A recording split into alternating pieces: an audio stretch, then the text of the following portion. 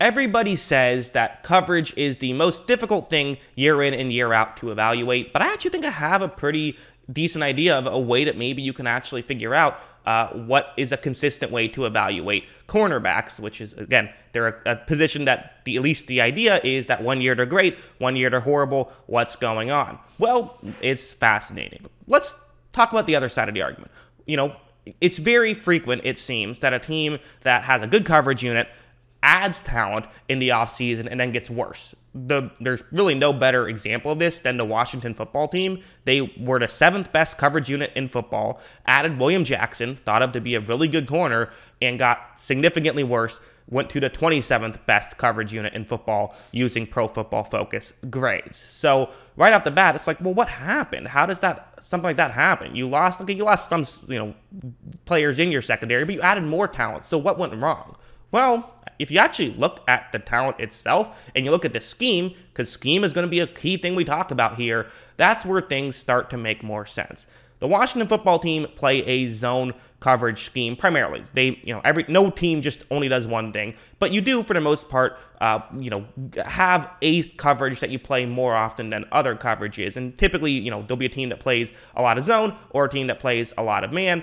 Ron Rivera plays a lot of zone. And when you look at the cornerback zone coverage stuff from those past years, you can actually start to realize, okay, this is making more sense. So this was it in 2020, the year that they were very good. These are their top 3 corners in terms of their Pro Football Focus grade in zone coverage. That's what we're looking at here. So Kendall Fuller did really good. Jimmy Moreland, a guy who you don't necessarily think about as a star corner, but played very well. And Ronald Darby, also very well. So you have 3 quality corners at the coverage that the Washington football team plays the most frequently. But then they would lose Jimmy Moreland. They would lose Ronald Darby. So you're losing multiple corners here. And again, oftentimes people say you're only as good as your third option. Well, that means you have to have someone who can cover that third option. Now in 2021, their highest graded guy in zone was Danny Johnson, who didn't play a lot for them anyways. Kendall Fuller, still good. But then you have William Jackson, who isn't playing particularly well at zone coverage, and also Benjamin St-Juste, also not great at zone coverage. So looking at this chart, it's kind of no question as to why they took a step back. They're not as good at what they're trying to accomplish. They're trying to get guys who can play zone coverage, but they're not doing a great job at it. So to me, once I saw this, I said, oh, okay, well, that's a great theory as to potentially why you see this kind of back and forth with certain teams in coverage. People don't pay enough attention to depth, which is very true. We like to look at stars, but oftentimes, especially in the secondary, it comes down to depth more so than stars. And the other thing is people don't pay enough attention to scheme. William Jackson, more of a man corner, so putting him in a zone scheme, well, that's going to be difficult for sure. So that's another aspect. And so with that, I thought the logical way to do is, basically just think to myself, okay, well, what are some players who perform better in one scheme as opposed to a different scheme? So first, I looked at this chart. Players who are much better when in zone coverage. So you got some guys who are, I think, most of us consider pretty, at least decent players. So Chidobe Awuzie, who, was very good for the Bengals after going into a zone scheme. This checks out. Someone like Jamel Dean, who I don't really think of as a zone corner, but then someone like Casey Hayward, who I certainly do. Bradley Roby, who's a good zone corner, kind of could make some sense as to why he's had kind of a streaky career. DJ Reed, Joe Hayden, Ronald Darby, and even someone like Trayvon Diggs plays really well in zone coverage, not so well in man. Also guys like James Bradbury, another guy who I don't think about as a zone corner in Carlton Davis, but that's where his numbers were last year. And these are guys who are consistently this way. I didn't just do one season. And also Miles Bryant. So, okay, so maybe, a good money ball philosophy is if you're a zone team, go after one of these guys, you can maybe pay them less, and then you could still get quality play.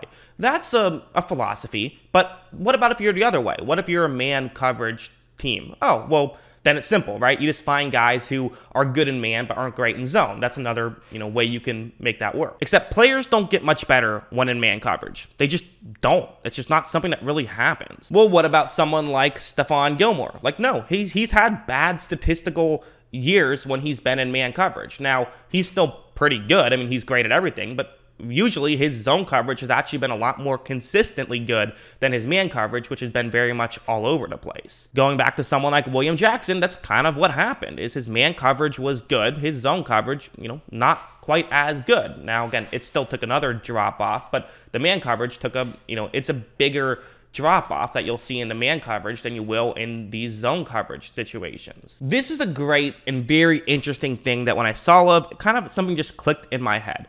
The best in zone with a sub 65 PFF grade versus man. So these are guys who are good when they're playing zone coverage, but are not good when playing man. This is just last year. I'm not doing consistently. These are the 5 best guys in zone coverage if you're not great in man coverage. And you're going to see like 5 pretty good corners. Adoree Jackson, Casey Hayward, Awuzie, you have Carlton Davis, and Jalen Ramsey. Like, those are 5 guys you pretty much consider to be like really good corners. Now you go over to the flip side. So guys who were good in man but weren't great in zone. It's kind of a hodgepodge list of guys who you could argue some of them aren't even that great. I mean, like, Steven Nelson, who my perception was, hey, had a pretty good year this year.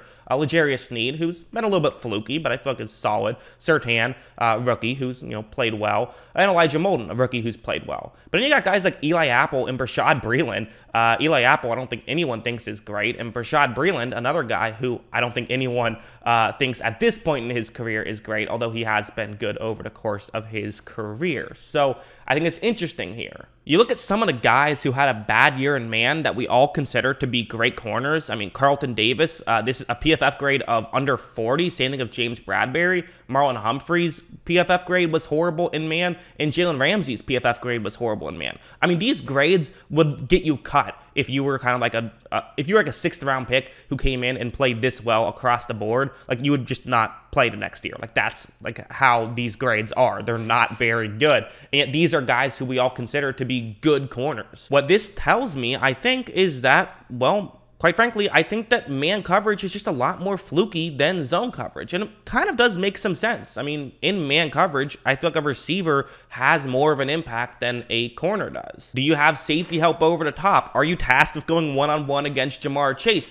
These little things are going to make a big difference in how we evaluate you. And whether it's PFF grade or passer rating or just film, it's going to make a difference in how we pay attention to this stuff. So as for the guys I like more now, give me a good zone corner, because if you're playing well in zone, that's just much more consistent. There's just less variables in that. The talent that you're going up against doesn't matter as much. I went over and I looked at receivers and I looked at how different they play versus man and versus zone, and you do see that, like, there's a pretty sizable jump in terms of that. The best receivers in football will, on average, in terms of yards per route ran, get 3 more yards per route ran versus the worst receivers if we're talking against man coverage. But against zone, it's only about 2 yards of a difference. So that's a pretty sizable jump, and it makes sense as to why you can much more easily evaluate who's going to be good in zone, as there's less variables than in man, where there's just so much variables. The safety help over the top, the talent level you're going up against,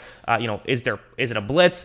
What quarterback are you going up against? All that stuff, all those little details factoring in almost make it just makes it so difficult to evaluate, especially when we're dealing with a football season, which is only 17 games, and you might only play man coverage for half of those, snaps, and then trying to evaluate how good someone is at that. It's a small sample size. You just need way more data. Whereas when it's zone coverage, the data actually translates a lot better. I was wondering if the same thing could be true for receivers. So I looked at the top 5 receivers versus man and versus zone, and I don't know if this is enough evidence. I went through a few years. I don't really see anything that would tell me one way or the other if it is true. I think that if you're good against man or good against zone, they can both be pretty reliable predictors for the future, because again, it's not like saying just because a corner's success in man is kind of reliant on the receiver doesn't now mean that a receiver's success in zone is reliant on the defenders, because again, both are pretty predictable indicators for wide receivers, or in any coverage. Basically, those can both be predictable. Like, you see these top 5, a lot of them are similar. There's a decent amount of carry over here. Cooper Kupp and Devontae Adams both appear on both lists, and then for man you have Justin Jefferson, AJ Brown, and DK Metcalf, great receivers. And then for zone, Deebo Samuel, you have CeeDee Lamb and Jamar Chase, again, 3 good receivers. So Doesn't really feel that way to me. Although, interestingly, going over to J.C. Jackson splits, this is something that maybe this is why Bill Belichick isn't as high on and maybe might let J.C. Jackson walk. I'm sure it's not because of these numbers he uses, but it might be because of the same philosophy of in man, it's a lot more about who you go up against sometimes, whereas in zone tends to be a better indicator of future success. And J.C. Jackson, a lot better in man than in zone. So it doesn't seem crazy to me that he could get a big payday and then end up, listen, above 70 grade in zone coverage is still good. If that's who he is, he's still a good player, but maybe not quite the star that you would naturally think he is. It's an interesting theory, and I don't think it's necessarily wrong. All right, so main takeaways here. First, you need a big sample size when evaluating man coverage play. That's just it, and you need to be very aware of what's going on. I think you should watch film on man coverage play and be very careful when doing it. I think that's probably the best way to, if you really want to run a man coverage scheme, is you do that, but you mostly use film, not data. That tends to be what will probably can indicate future success better, and be careful when doing it, and keep in mind that the talent you're going up against matters a lot, and just the situation matters a lot, and just be very aware of that, as you should be doing anyways, but even more so than like in zone. Zone coverage tends to be more consistent than man, so that's obviously kind of the biggest takeaway here, I think. And finally, I think just run zone. It's easier. That's what I think. I think it's just an easier thing to do, of run zone coverage, make that your scheme. You can more easily find guys who aren't going to be worse, and just also pay attention to, if you just run zone, the guys you acquire are zone corners, not man corners. That's what I would probably do. That's my mindset here. So I think this is interesting stuff. What do you guys think? Let me know in the comments below. What is your thought on all of this? Always love hearing from you. And of course, as always, thanks for watching.